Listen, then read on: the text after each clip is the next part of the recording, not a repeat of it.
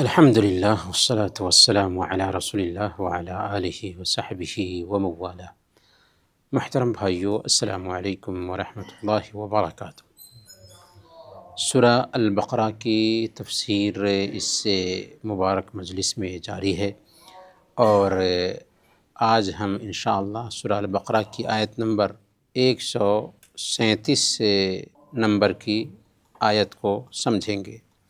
اللہ تعالیٰ فرماتا ہے: اعوذ باللہ من الشیطان الرجیم، بسم اللہ الرحمن الرحیم، فَإِنْ آمَنُوا بِمِثْلِ مَا آمَنْتُمْ بِهِ فَقَدِ اهْتَدَوْا وَإِنْ تَوَلَّوْا فَإِنَّمَا هُمْ فِي شِقَاقٍ فَسَيَكْفِيكَهُمُ اللَّهُ وَهُوَ السَّمِيعُ الْعَلِيمُ۔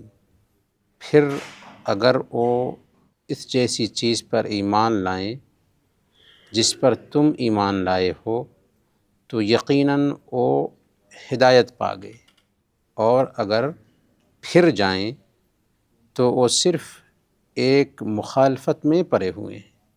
پس عنقریب اللہ تجھے ان سے کافی ہو جائے گا، اور وہی سب کچھ سننے والا، سب کچھ جاننے والا ہے۔ یہاں پر بھی اللہ تعالیٰ اہل کتاب کے بارے میں یہ بات کہہ رہا ہے، خاص طور پر یہودیوں کے بارے میں، جن کا یہ دعویٰ تھا کہ ہم ہی سچائی پر ہیں، ہم ہی ابراہیم علیہ السلام کے دین کو، ان کی ملت کو ماننے والے ہیں۔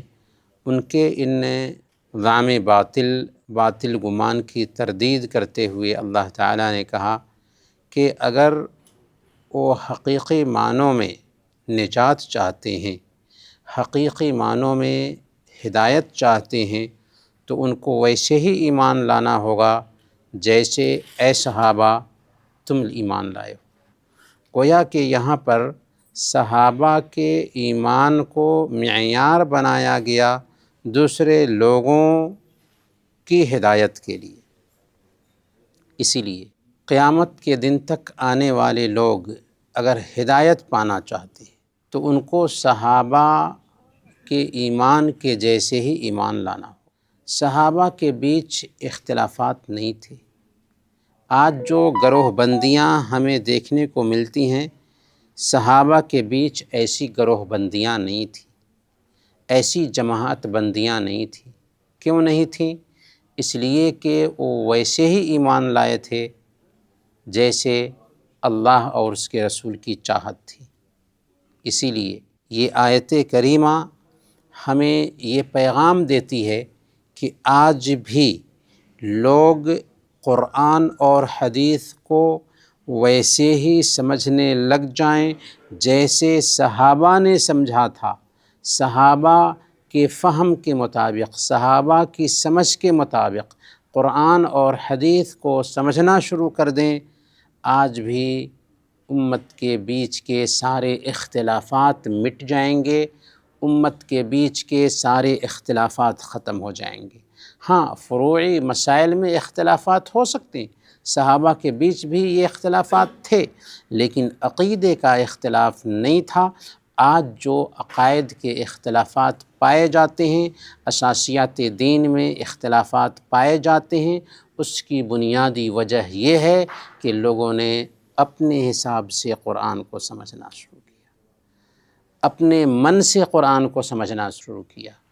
اگر صحابہ کے فہم، صحابہ کی سمجھ کے مطابق قرآن کریم کو سمجھنے لگ جائیں، اختلافات مٹ جائیں گے۔ یہ آیت دراصل اس اصول کے لیے، اس کلیے کے لیے، اس قاعدے کے لیے دلیل ہے۔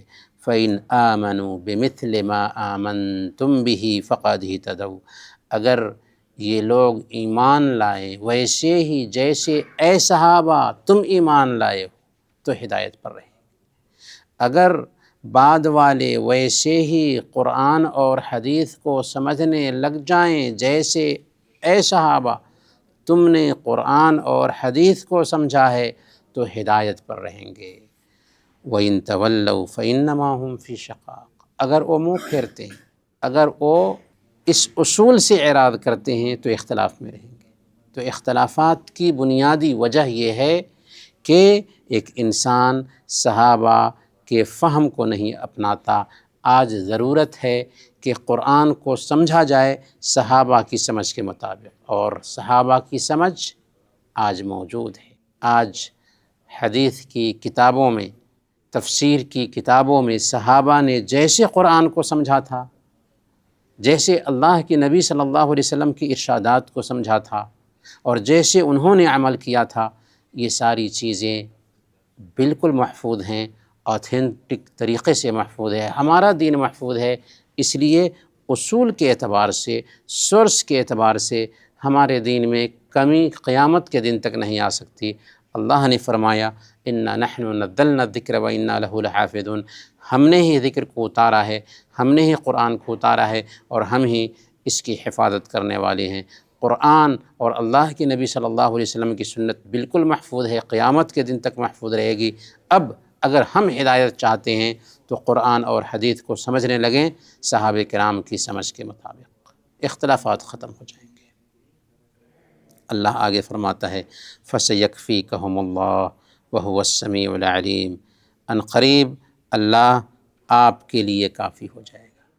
وَاللَّهُ يَعْصِمُكَ مِنَ النَّاسِ، اللہ تعالیٰ نے دوسری جگہ کہہ دیا تھا اپنے نبی کو کہ اللہ تعالیٰ آپ کو لوگوں سے بچانے والا ہے، اور واقعی اس کفرستان میں اللہ تعالیٰ نے اپنے نبی کو بچایا۔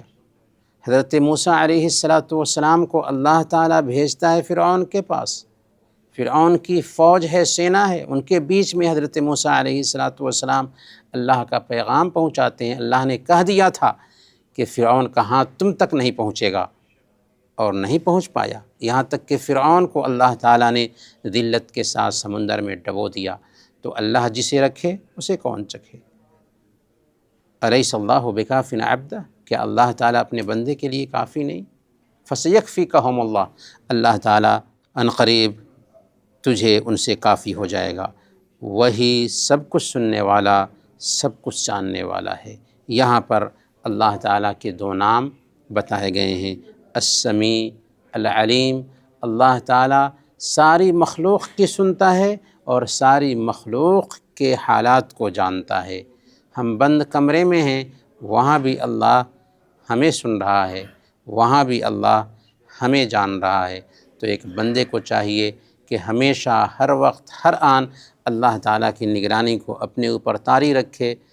اکیلے میں ہے، وہ یہ سوچ رہا ہے کہ کوئی ہمیں یہاں نہیں دیکھ رہا ہے، کوئی ہمیں یہاں نہیں جان رہا ہے، لیکن اللہ تعالیٰ وہاں بھی اس کی بات سن رہا تھا، وہاں بھی اسے جان رہا تھا۔ تو جیسے وہ سب کے سامنے ہوتا ہے، ویسے ہی وہ اکیلے میں بھی بننے کی کوشش کرے، کیونکہ وہ رب کی نگرانی میں ہیں۔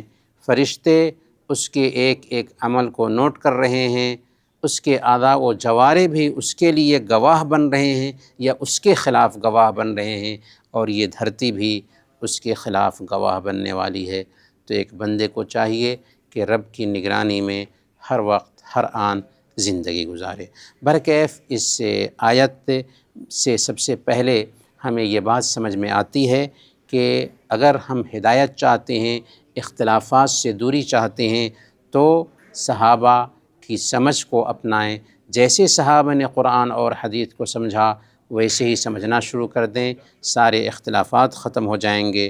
دوسری جو بات یہ سمجھ میں آتی ہے وہ یہ ہے کہ اللہ تعالیٰ نے ایمان والوں کی حفاظت کی گارنٹی لی ہے، اسی لیے اگر ہم اللہ کے دین کے کام میں ہیں تو اللہ تعالیٰ ہماری حفاظت فرمائے گا۔